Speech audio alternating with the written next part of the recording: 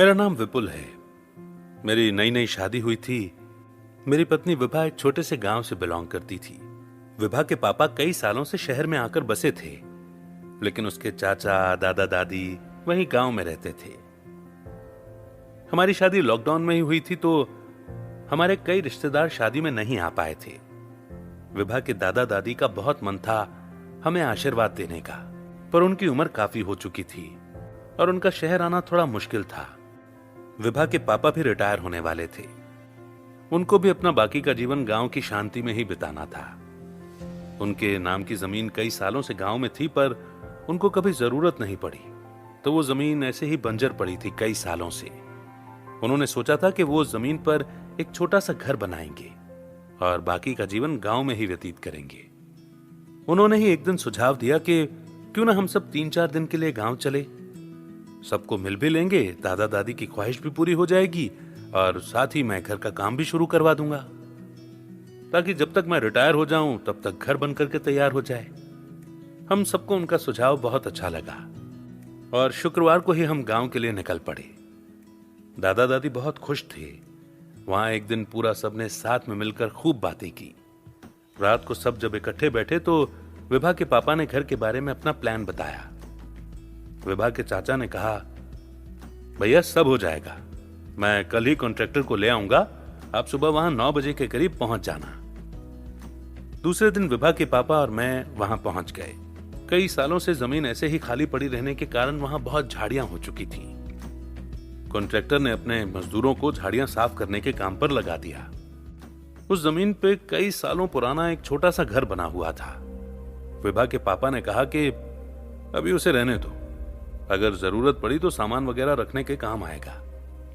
उसी के थोड़े दूर हम नया घर बनाएंगे। उस दिन सिर्फ सफाई हुई थी।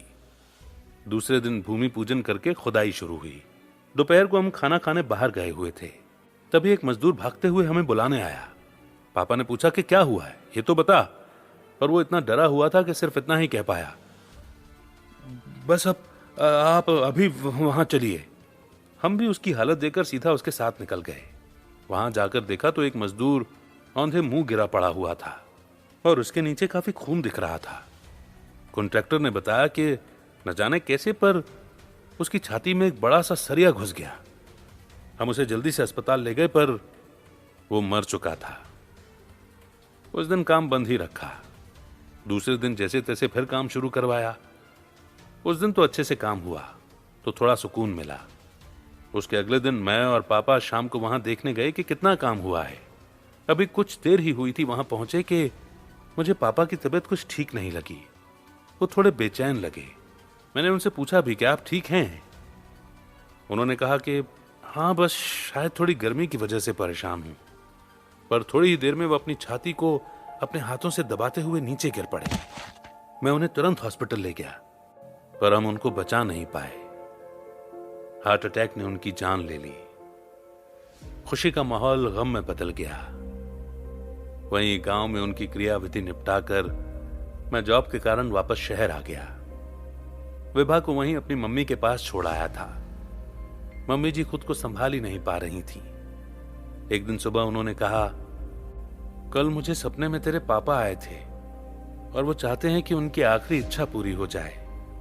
हमने उन्हें समझाने की बहुत कोशिश की, पर वो मान ही नहीं रहे थे।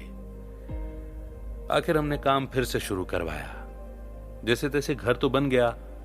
अब विभा की मां वहां रहना चाहती थी। हमने एक अच्छा दिन चुना और उस घर में जाने से पहले पूजा रखवाई। पुजारी जी ने पूजा शुरू की।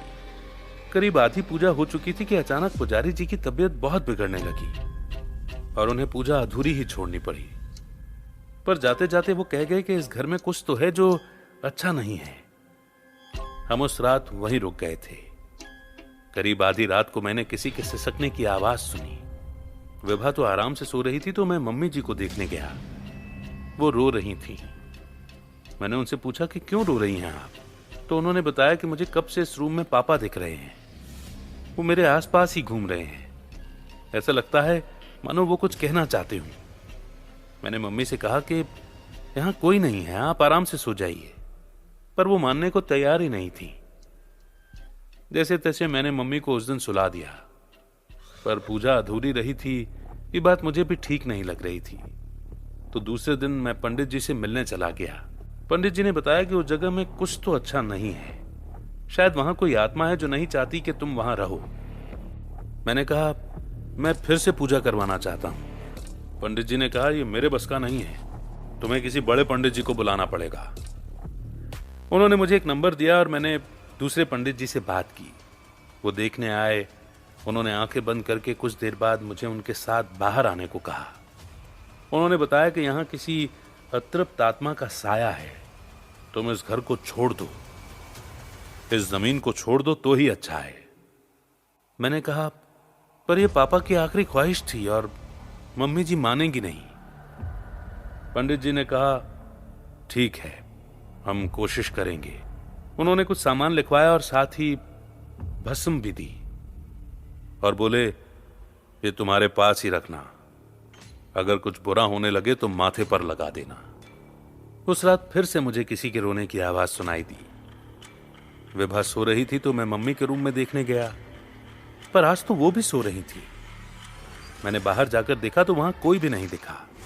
कुछ ना मिलने पर जब मैं वापस अपने रूम में गया तो मुझे एक काला साया मेरे रूम के एक कोने में खड़ा दिखाई दिया। मुझे ठीक से दिख नहीं रहा था।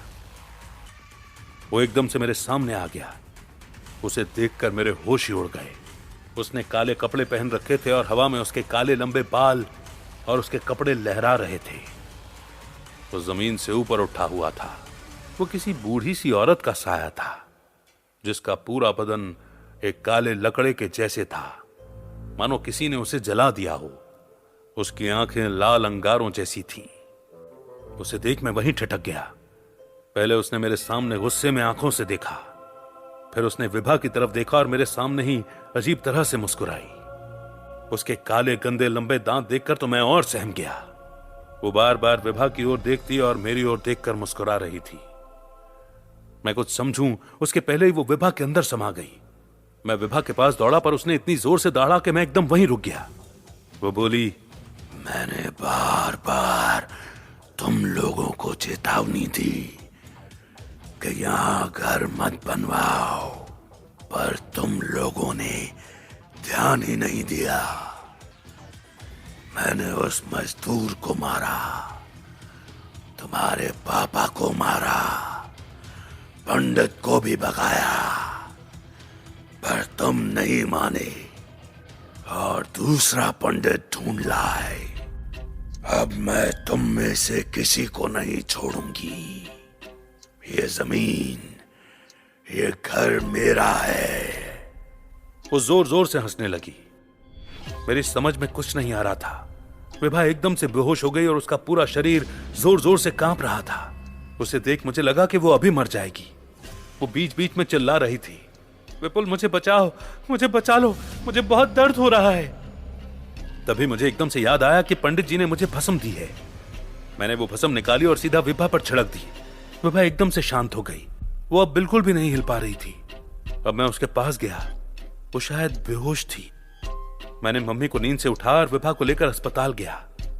विभा ठीक थी पर उसे बहुत कमजोरी लग रही थी। मैंने उसे वहीं एडमिट करा दिया। दूसरे दिन मैं पंडित जी का बताया सारा सामान लेकर वहां पहुंच गया। जैसे ही पंडित जी ने घर में कदम रखा, सारी खिड़कियों के शीशे टूटने लगे। दरवाजे और खिड़कियां एक दूसरे के साथ टकराने लगी। घर की सारी वस्तुएं हवा में उड़कर हम पर गिरने लगी। मैं बहुत डर गया था, लेकिन पंडित जी बिना डरे घर के बीचों बीच बैठ गए और कुछ विधियां करने लगे। थोड़ी देर में सब शांत हो गया। एकदम से हवा में से जैसे वही काला साया निकलकर हमारे सामने आकर खड़ा हो गया। पंडित जी ने उससे पूछा, तुम कौन हो और ये सब क्यों कर रही हो? उसने बताया, ये जमीन मेरी है, मैं किसी को नहीं दूंगी। पंडित जी ने कहा, पर तुम तो मर चुकी हो, अब इस जमीन का क्या करोगी? पर शायद वो मानने को तैयार ही नहीं थी और यही बोले जा रही थी कि कोई भी मुझसे मेरी जमीन नहीं छीन सकता।